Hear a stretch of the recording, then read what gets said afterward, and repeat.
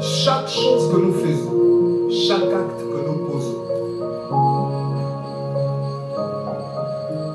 aura son salaire, aura sa récompense. Fais attention avec la manière dont tu sèmes. L'apôtre Paul dit que chacun prenne garde avec la manière dont il est en train de bâtir des cieux.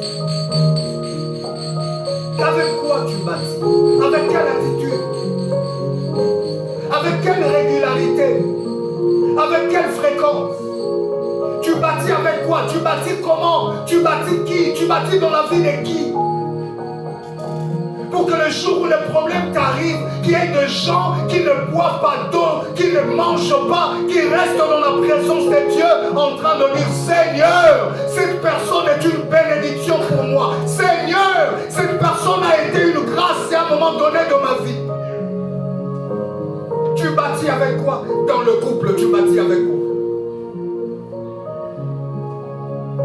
Dans le mariage, tu bâtis selon quel modèle? Par rapport aux enfants que tu es appelé à élever, à éduquer, tu bâtis avec qui? Parents, les enfants considèrent ce qu'ils te voient faire, pas ce que tu leur dis. Parce que des fois nous pensons, nous parents, qu'en disant aux enfants, c'est comme ça qu'on les éduque. En leur parlant, en leur disant ne faites pas, faites ci, allez là-bas, arrêtez, ça c'est mauvais. Nous pensons que c'est de cette façon-là que les enfants comprennent et apprennent. Non, les enfants n'apprennent jamais comme ça.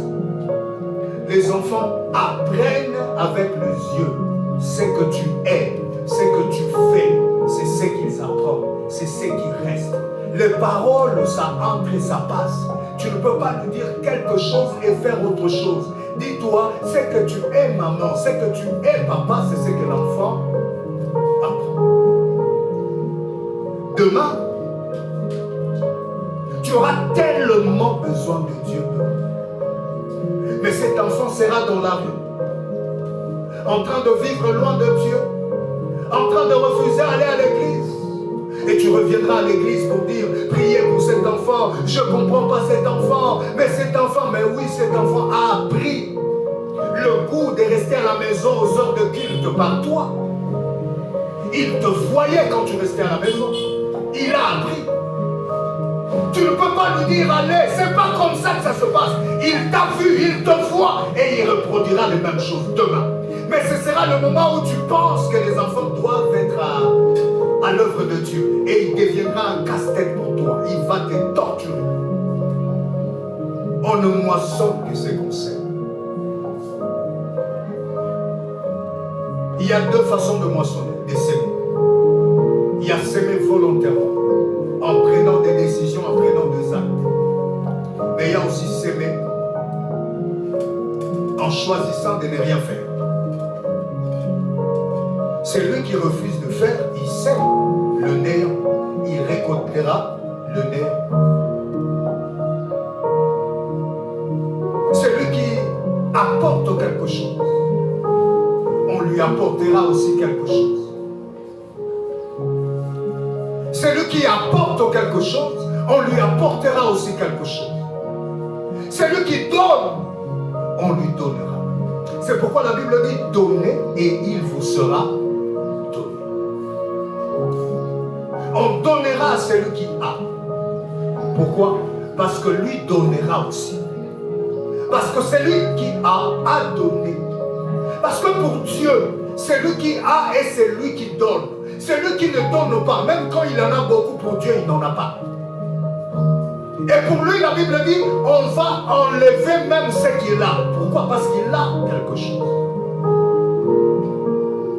Combien d'entre nous ici, ils ont la force qu'ils peuvent mettre au service de l'Église? Ils ont de petites choses qu'ils savent faire, qui peuvent être encore plus utiles. Mais ils ont choisi de ne pas s'aimer. Et ainsi, ils s'aiment, mais ils ne s'aiment rien.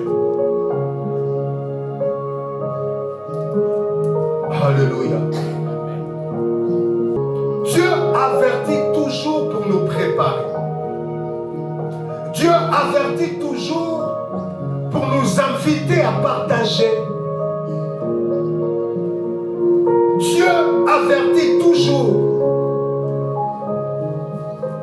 Et l'avertissement de Dieu est un appel à la collaboration. Il te prépare en t'avertissant.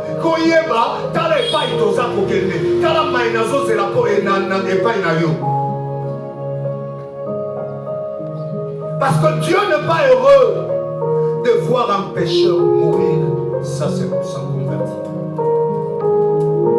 C'est pourquoi la Bible dit dans Jean 3,16, car Dieu a tant aimé les morts, qu'il a donné son Fils unique, afin que quiconque croit à lui ne périsse point, mais qu'il ait la vie éternelle.